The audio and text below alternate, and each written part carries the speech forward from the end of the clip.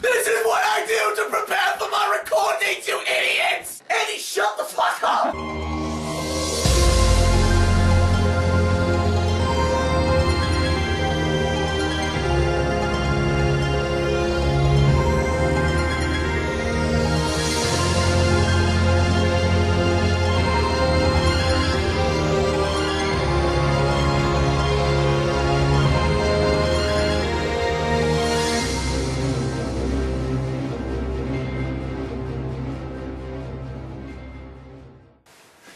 What is up? It is your boy, Ace Train Johnny, and I am the one, the only Hood Chimchar. First of all, I would like to encourage you to follow my Twitter, twitter.com/TheHoodChimchar.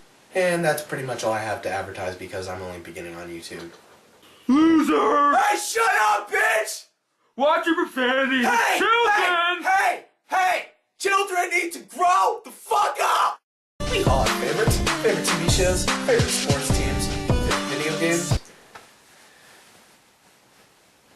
Porn websites. Most importantly, we have our favorite Pokemon. I, being the genius of myself, know that no other PokeTuber on YouTube has officially done a top 10. So, I have literally set up a camera to see myself typing it into the search bar and looking at the no result.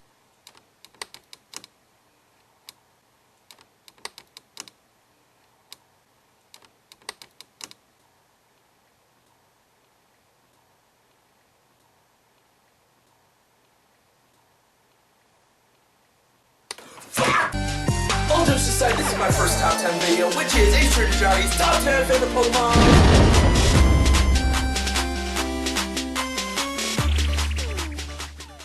Keep in mind, these are all my opinions, and there will be a lot of Generation 4 Pokemon because, you know, it is the best generation. Comment section, go ham. Eddie, stop making sex noises! There will be no legendaries on this list, nor Mega Evolutions, because they will be saved for their own videos. So before we get started, leave a like on this video, comment down below what your favorite Pokemon is, and if you haven't already, subscribe. And without further ado, let's get started. First off, at the top 10 spot, we have Greninja! Oh, hey, I don't care if I'm bandwagoning. Go lick a tree, you silly young goose. Bet you're a Warriors fan too! Hey, shut up! We're in Kevin Durant jersey! And fuck you! Anyway, my 10th favorite Pokemon is Greninja. I love this Pokemon because it is so cool. Its design is on point, it is a great mixed attacker with amazing speed to top it off. When it turns into Ash Greninja though, you better watch out because it has a motherfucking shuriken on his back! How cool is that? Not to mention, its tongue is a scarf. Not like the Jared Fogle of the Pokemon universe. This Pokemon is great to use during the metagame, and it can be a great sweeper in competitive, if it's not banned in its tier. Next up in the number 9 spot, we have Monferno. Monferno is part of the Chimchar line, and I had to give them each their separate space, because I like each one of them for separate reasons, and at different depth. Monferno is at the number 9 spot because I love its design, but it is the least sentimental to me. I always look at it as the one left behind. How could this happen to me? But anyway, Monferno has a very good use against Roark in the Sinnoh games when you choose Chimchar, and can be very, very key to your team in that region. I won't go over its stats in this portion of the video, but I will in Infernape's part. Hashtag spoilers. At the number 8 spot, we have Charizard. I fucking love the idea they implemented in Sun and Moon that you can ride around on a fucking Charizard! Number 1, it's so fucking majestical! Number 2, it has amazing special attack and fantastic speed to be a great special sweeper and competitive. It can be a complete Terminator in the metagame. Also, the reason why I personally like Charizard so much is that it just looks so menacing. It is also the real MVP in the anime, and it always gave me the feels when Charizard came back to Ash's team to destroy pretty much anything in its path. Plus, have you seen its Mega Evolutions? They're so sexy.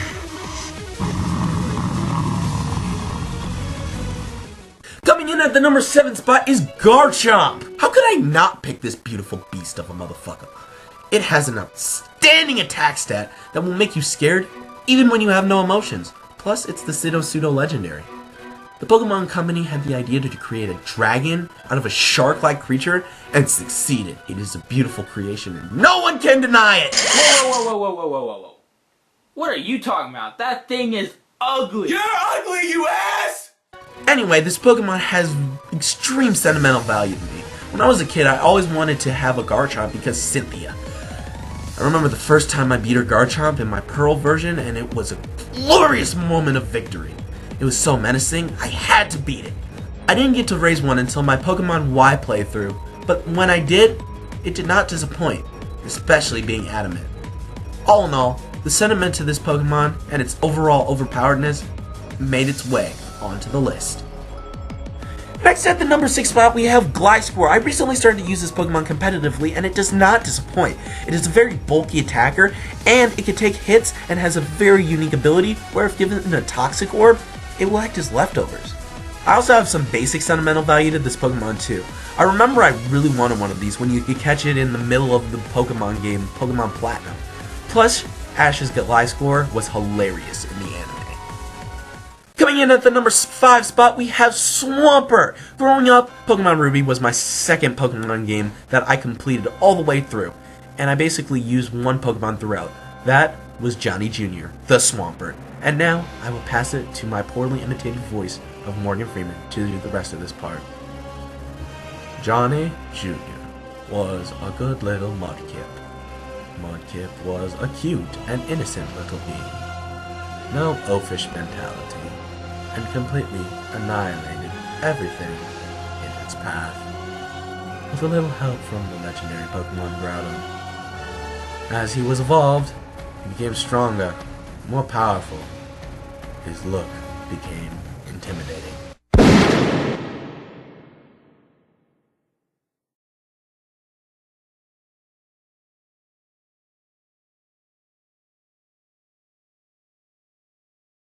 Anyway, Swampert can be a very bulky Pokemon with very good attack moves and decent special attack as well.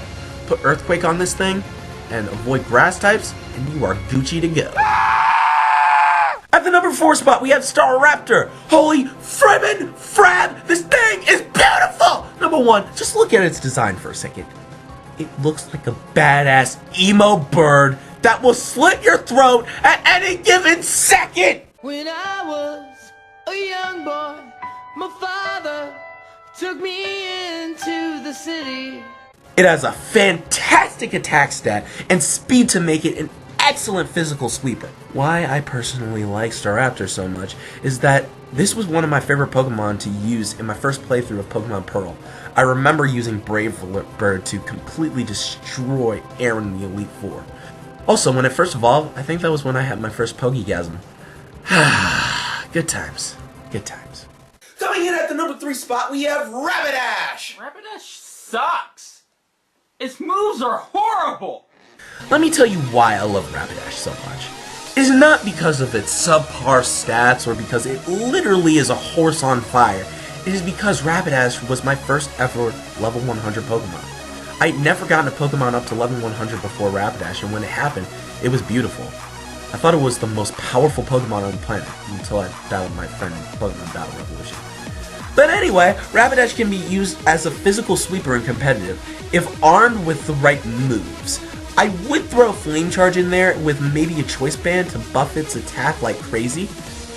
Just know that it's so fucking frail, so it will be one-shotted by a lot of things.